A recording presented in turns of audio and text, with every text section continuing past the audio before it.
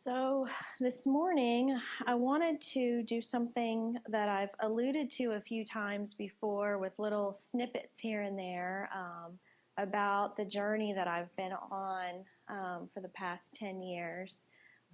So much of it, so much of the pivotal moments that I've had in my journey have come from connecting with Bill's class, Bill's lectures, and the resources that he's brought up over the course of, 7 years I think I've been coming here. And so let's start with one of Bill's traditions. No matter who you are or where you are on your spiritual journey, you are welcome here.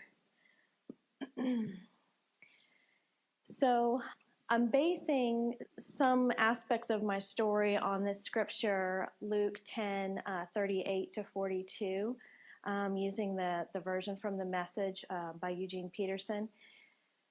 So here's how it goes. As they continued their travel, Jesus entered a village. A woman by the name of Martha welcomed him in and made him feel quite at home. She had a sister, Mary, who sat before the Master, hanging on every word he said. But Martha was pulled away by all she had to do in the kitchen. Later, she stepped in, interrupting them. Master, don't you care that my sister has abandoned the kitchen to me? Tell her to lend me a hand. The Master said, Martha, dear Martha, you're fussing far too much and getting yourself worked up over nothing. One thing only is essential, and Mary has chosen it. It's the main course, and it won't be taken from her. So I think I've said this before, but I have a fairly new relationship with Scripture. I was raised. If there was a religious tradition in my life, it was being Southern Baptist. My parents didn't go to church regularly, pretty much on holidays, and my grandparents are the ones that I sat in the pew with whenever I went to church. I sat between my grandmother and my grandfather. And I always had this sense inside of me that I couldn't connect with what the preacher was saying from the pulpit. It didn't feel right to me that we were being threatened, that we had to be perfect or we were going to, burn in hellfire. And some of the interpretations just didn't seem like the loving, understanding, open relationship to God that I saw in the lives of my grandparents. So it was hard for me to reconcile this message and this way of being that they are. Thankfully, they still are. So one of the things that I love about the spiritual direction program that I've been going at the Cynical is Father Philip Kirchhoff, who's a Jesuit. He is traveling a lot, but he resides in Toronto. He uses the Jesuit method of imaginative prayer, of really getting into the scripture and, as he puts it, wrestling with it until it makes sense, until it speaks to you in your life and you get an understanding of this specific scripture at that specific point in your life. And that's how you understand it and have a relationship with it. And that opened up to me this notion that I can read scripture without fear now. And so one of the ways that he has represented this scripture to us is through the conversation of contemplation versus action. Mary prayerfully hanging on every word and being present with the Master, and Martha being busy doing in the other room and kind of missing the point. That's one way I've heard that scripture interpreted. Another way that I've heard it, that Philip Kirchhoff brought to us, was that what if Mary's identity in God and her a way of being that was in the present moment at that time was to kneel at the Master's feet and listen? And what if Martha, who invited them in, her place was to host and serve? And where Martha got off track was that she took her eye off where her place was in that moment and compared herself to Mary. And that really hit me as far as how the ego jumps in and has us compare ourselves to somebody else. And it also says to me that we're not all supposed to be doing the same thing. Unity is not about uniformity. Unity is about us marrying a wide variety of differences and being unique and coming together as one, not all doing the same thing and being the same person. So in the world that we live in, it's really difficult for us to take enough time to connect with who we are and to be in the present moment. You know, we're rewarded by going fast. We're rewarded by staying in our head. Those are things that our culture really values. So as we're losing who we are, we tend to go faster. I think I've heard this quote from Rollo May, and then I've also heard that it came from Darwin, but that the human is the only being that actually runs faster the more lost they get. And I think that could be said of the culture that we live in. So my question is, who is willing to slow down enough to discover who we are in God, who our identity is in God, rather than through the lens of our ego and our competitive and comparison that we do.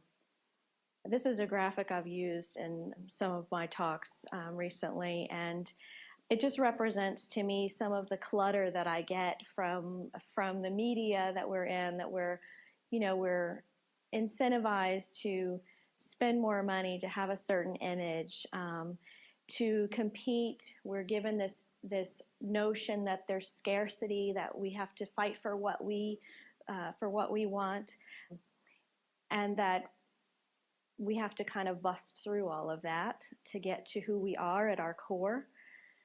So if all of this is going on in our lives, it's very difficult to sit still and hear the subtle movements of God in our lives, the subtle nudges that we get from sacred mystery.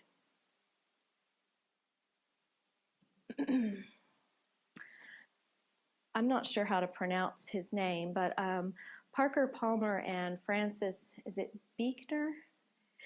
They, in the book, Let Your Life Speak, there's a quote that I really latched onto, and that is that vocation is the place where your deep gladness meets the world's deepest need. I don't know if anybody else knows what these characters are, but we have a 5-year-old daughter, and that's why we know. But these are My Little Ponies, and when our daughter started watching them a couple of years ago, our son, who's 12, was 10 at the time, and he had watched an episode with me where they show these ponies who, when they get to probably around a teenage year, if you're watching them and you know they're in their development, they're coming of age, and they're discovering who they are in the world. What's their unique gift or identity?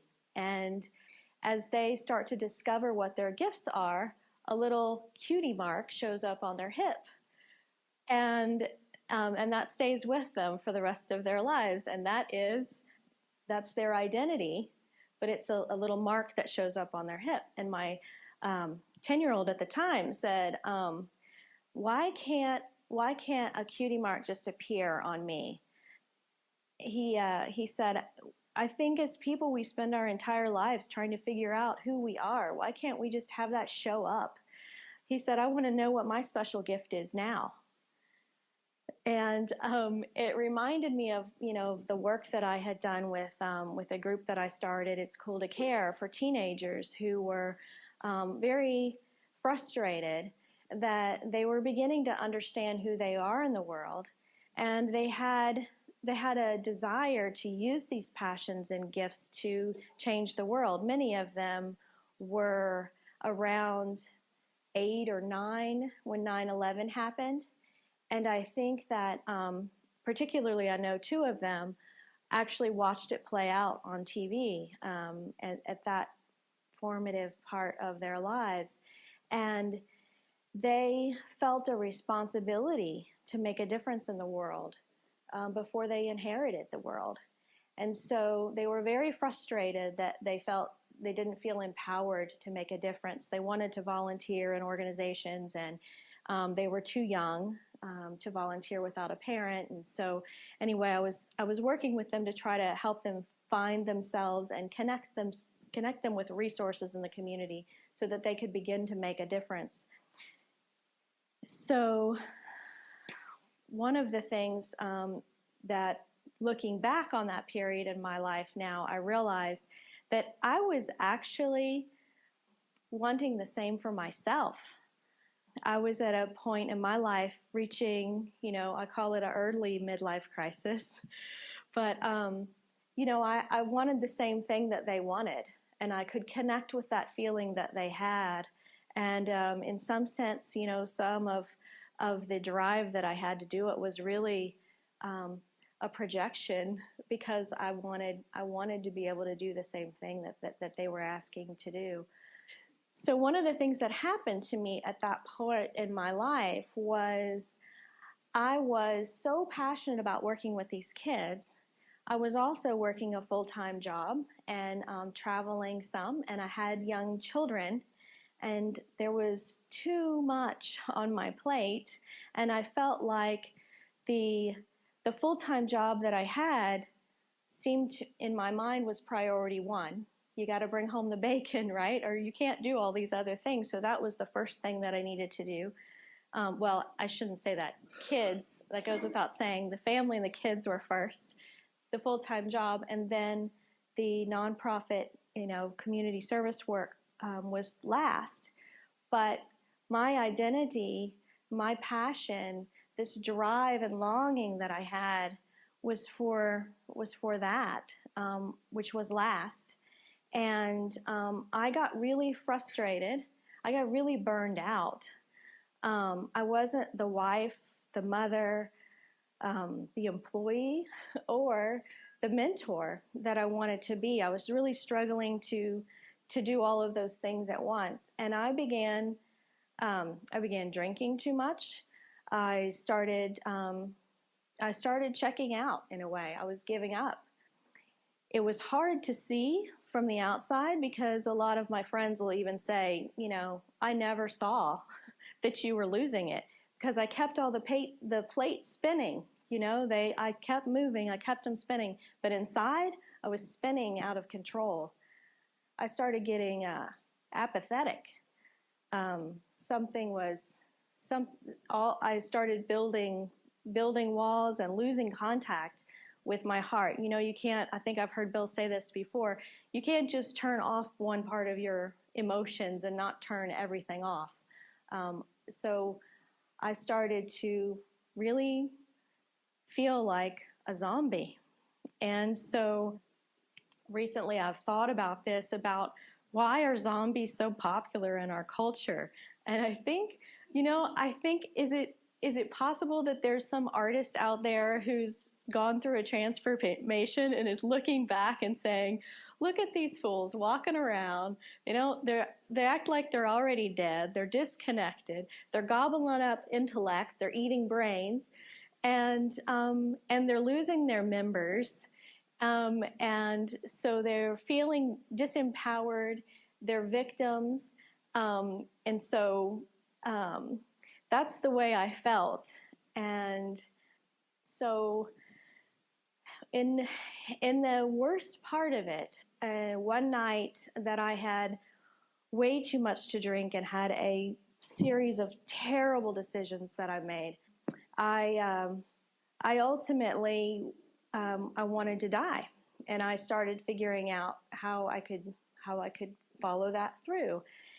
And I was wandering around downtown, and I came to this spot, and I just stopped. I just stood there, and try not to cry. But that is where that transcendent moment that Bill talks about happened to me. I had felt just utterly trapped. I made so many bad decisions. I didn't know how I was possibly going to face the consequences. And so all of a sudden, I prayed to God to just end it for me. And what I heard was, if you're willing to lose everything, to completely let go of who you are, even of existing, why don't you start over with me? Why don't you let me help you see who you are and just take the next step with me? And because of that experience, all of a sudden I had no fear. I was not scared of living. I had not been scared of dying, but for the first time I was not afraid of truly living. And so I went from that strength to facing the consequences that had to be faced. And I had an assurance and a foundation of really wanting to be who I am in God and finding a way to make that happen. So who are you? How do you know who you are? Where do you find the clues? And are there people in your life that help you discover this? Are there people in your life that help you be that person? So as I started to come out of this hole that I was in and deal with the consequences, my husband and I each started seeing a Jungian analyst, and mine really listened me into taking the next step and seeing a different way of being in the world, and making choices that came from this new identity that I felt that I had. It wasn't necessarily a new identity. It was who I'd always been, but I had an awareness of it. And at around the same time, we started coming to Ordinary Life, and I began shedding some of the old fears I had about the Southern Baptist upbringing that I had, and began to let go of some of the guilt and shame. I think I could because I had this sensation of being one with God and having that foundation, that I was able to be open to spirituality and religion. I met Holly Abel in here, and she listened me into being. I realized later that what she was doing was spiritual direction. She was hearing my story and being a companion with me and helping me see God, not just in the big moment, not just in that big slice, but in the little moments. Whenever I could be present, she helped me find those nudges and discover a way to keep in contact with who I am in just simple daily life moments. I ended up working with Holly for a year on Midtown Spirituality Center, and that was truly a gift. A friend of mine, Kathy, took me through a process that she did at the University of Houston. I think it was the University of Houston. She taught a journalism class, and at the end, she would help her students go through this process of developing their resume. And so she said, I think you'd enjoy this. So she took me through this process, and what you do is you make a list of all of the names anybody has ever called you, nicknames, whatever different names people have called you. You make a list, and you start connecting with what they mean to you and who said them and the connection that you have with that. And then you make a list of all the jobs that you've ever had, all the roles and responsibilities you've had in those jobs, and your hobbies. And again, you connect with each one and reflect on which ones bring you the most joy, which ones energize you rather than take away or exhaust you. And then she took me through this process of analyzing all of that and finding the common thread.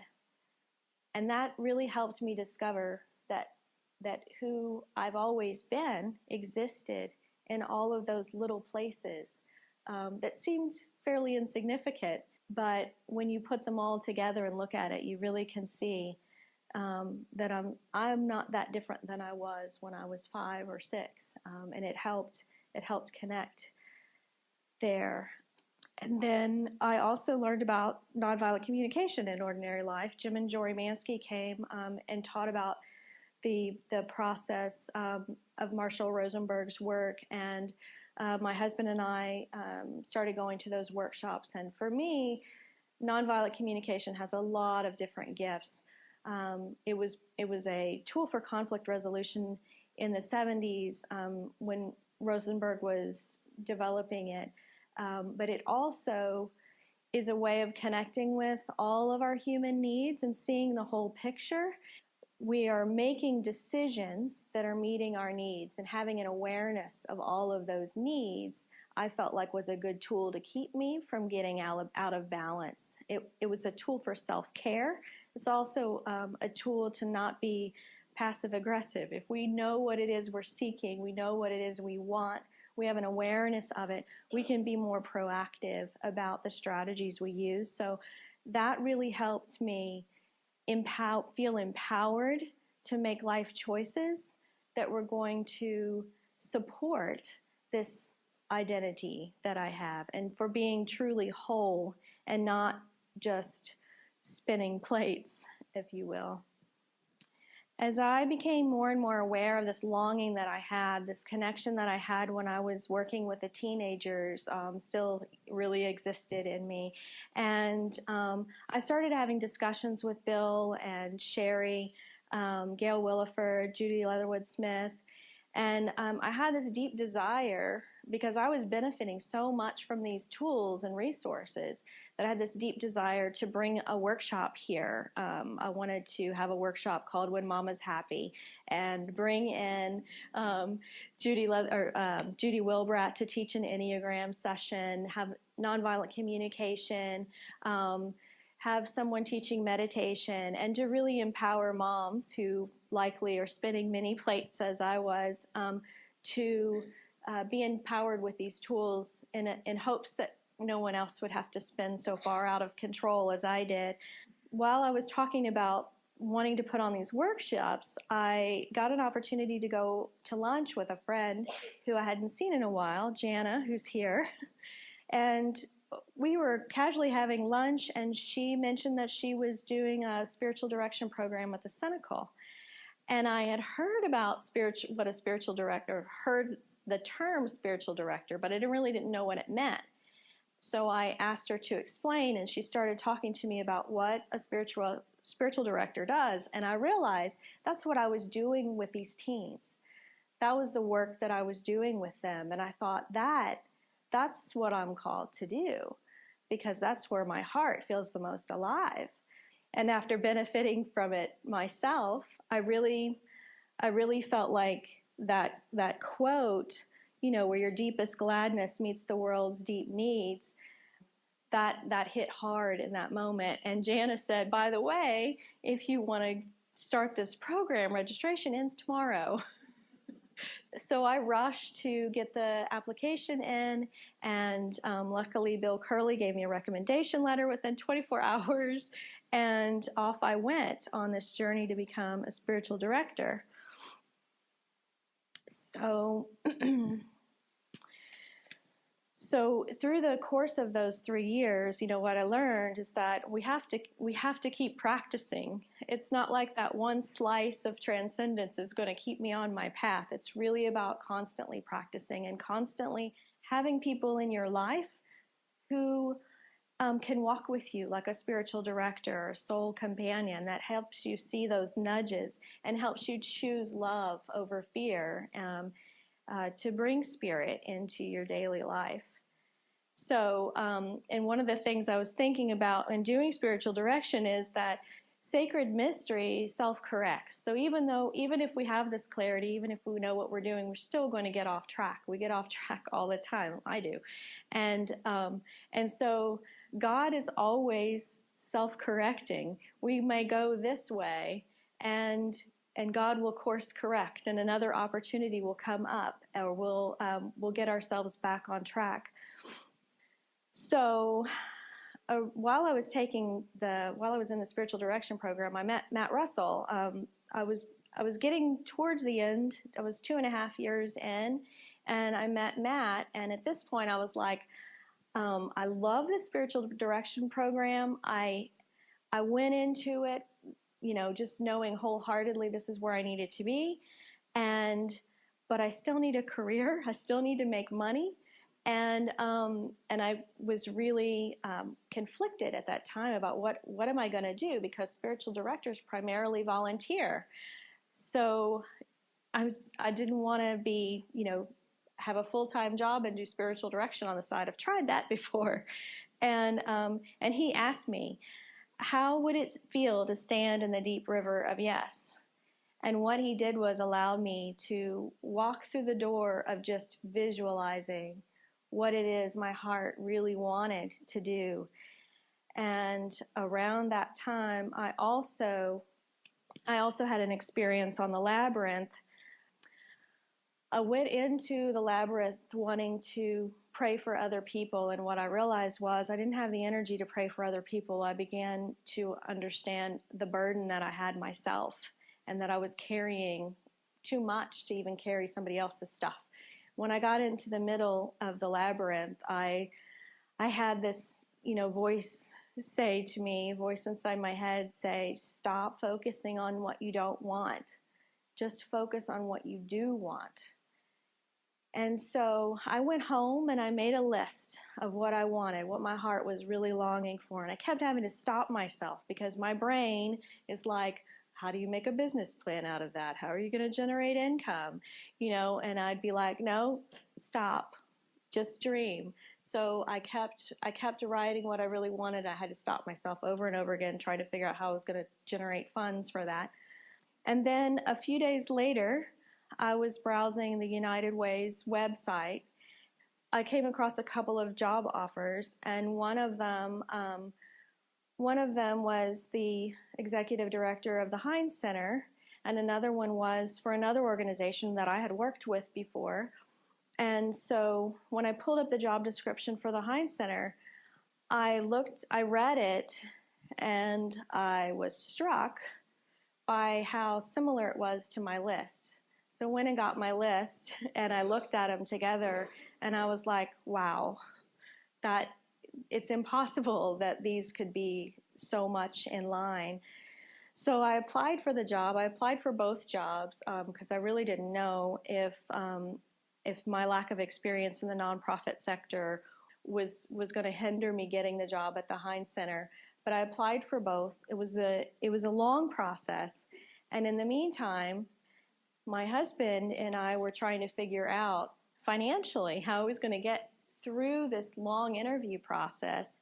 School's coming to an end. The job that I had in real estate and the apartment development, I was beginning to see that things were starting to slow, and so it was a time of real faith for me.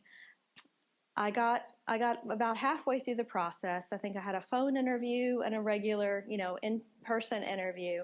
I interviewed for the other job. I got an offer for the other job. I went to a supervision, which is when spiritual directors come together in a group and have group supervision. And you really have to be in a contemplative state, and my mind wasn't letting me do that. So I asked for an emergency spiritual direction session. And when I got in with this spiritual director, she asked me, "Have you gotten? You're obviously frustrated. Have you gotten angry with God?" And I was like, "Oh no, I haven't done that." And so she encouraged me to let it out and to get angry with God. So I went home and I took a bath, and I got really angry with God. And at that moment, what I heard was, you're not alone. You can, you're not small, and you're not alone. And so I had to remember to just put one foot in front of the other.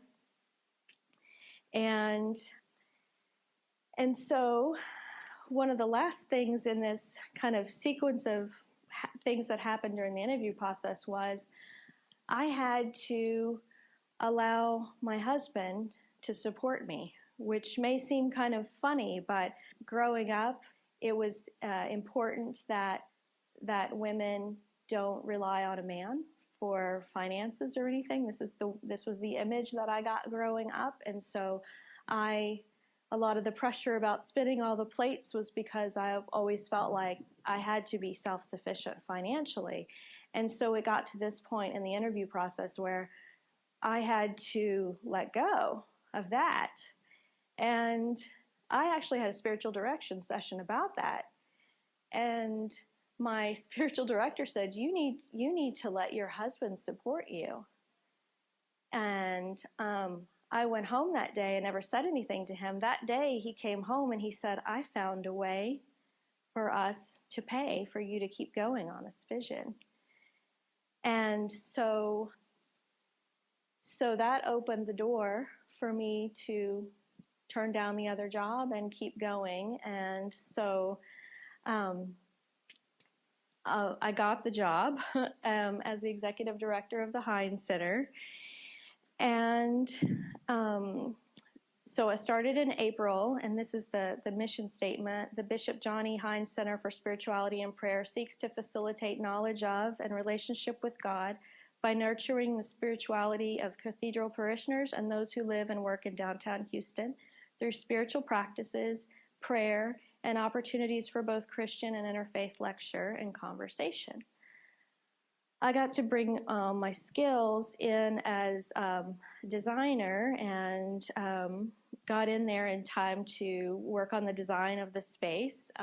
So the job really allowed me to wrap my arms around all of the experience, like the process that my friend Kathy took me through. I recognized because I recognized, I was able to be grateful for bringing everything of who I was my entire life into this new vocation.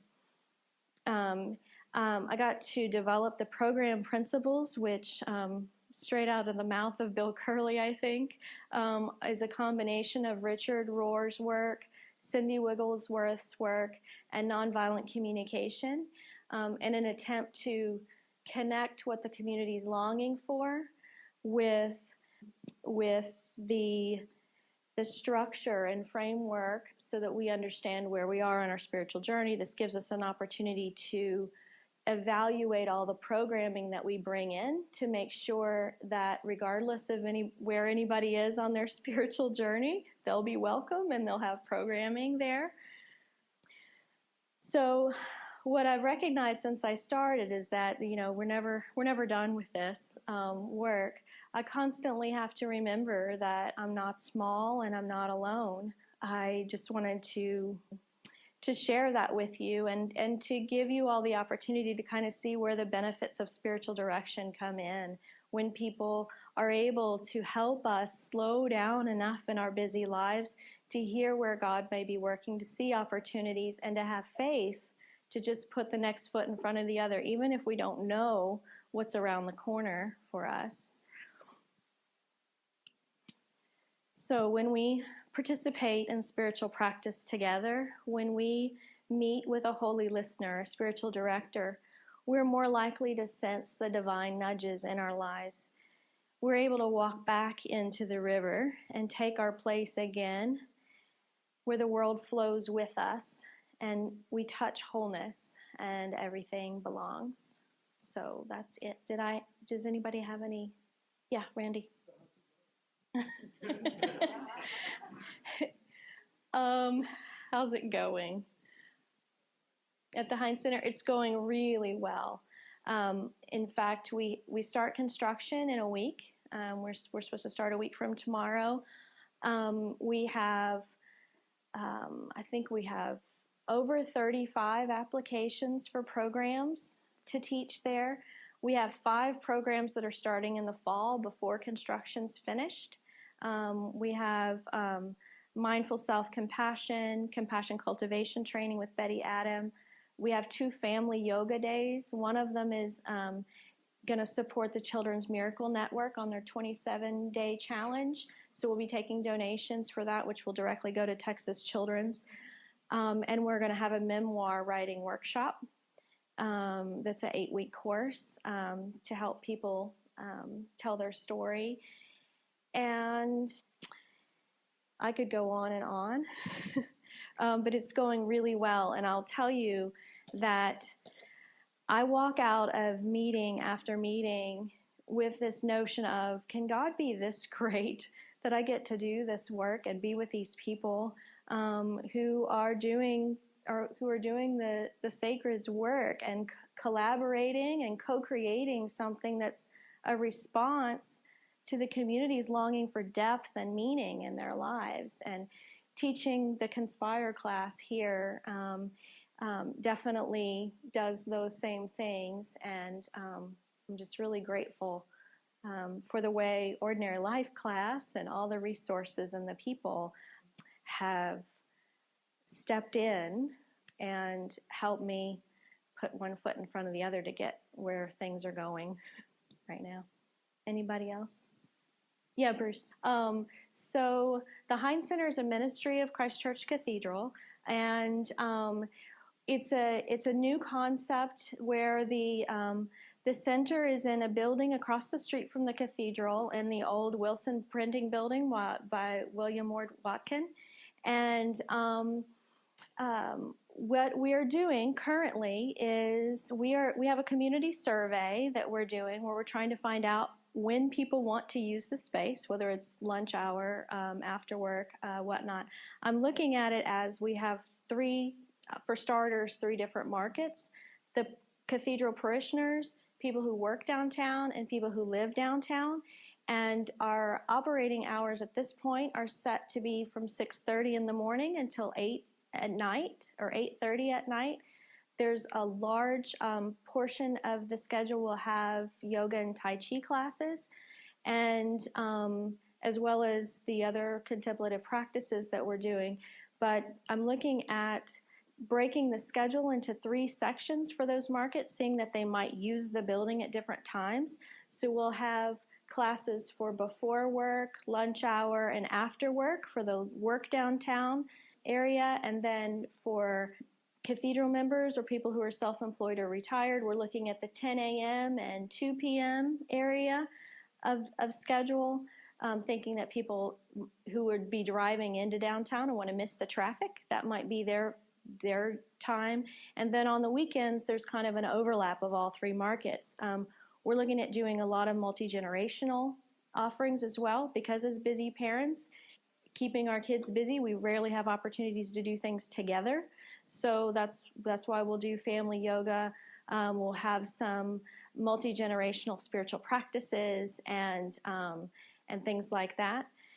And so in looking at the schedule split up in those 3 times, we're using the Richard Rohr, My Story, Our Story, The Story, to analyze and be sure that in each of those time frames, we have a variety of offerings. And we're not assuming what people are seeking who are coming from working downtown or coming in the middle of the day. We want to make sure each time frame has a variety of offerings. Again, a lot of those things will happen on the weekends too.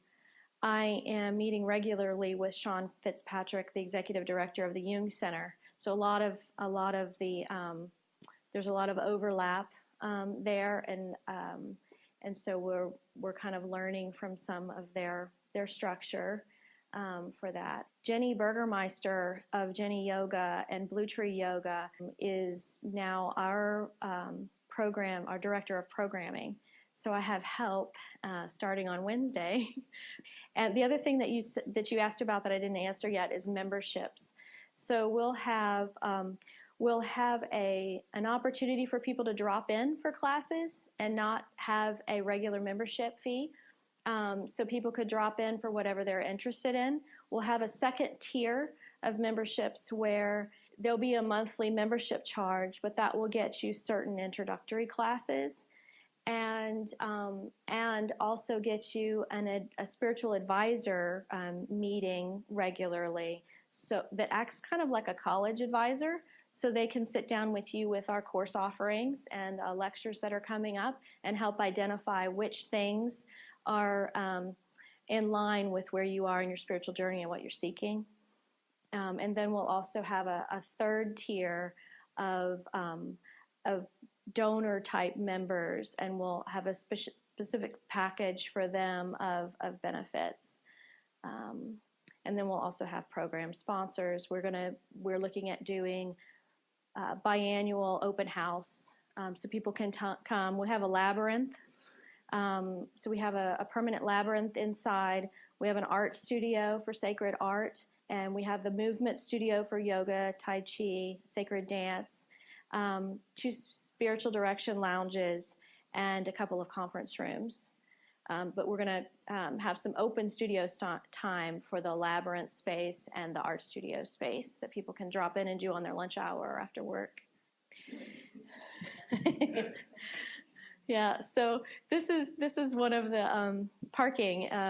So the cathedral owns parking garage next to the diocese, and so we'll have spaces there, and it's yet to be determined. You know, I'm hoping we need extra parking. Hoping we have so many people coming that we need extra parking. But that's another thing that I've been studying with that schedule is when people are coming. If they're walking from their offices, you know, they won't need the parking. But on the weekends, the parking garage has a lot more spaces, and that's when our bigger events are going to be. So it'll be interesting to see if those things line up, or if we need to look at additional parking options. Anybody else? All right. Well, thanks for hearing this part of the journey, and for being a place where it was safe for me to take these steps. So remember, when you leave, you carry precious cargo. So watch your steps. See you next time. Thanks.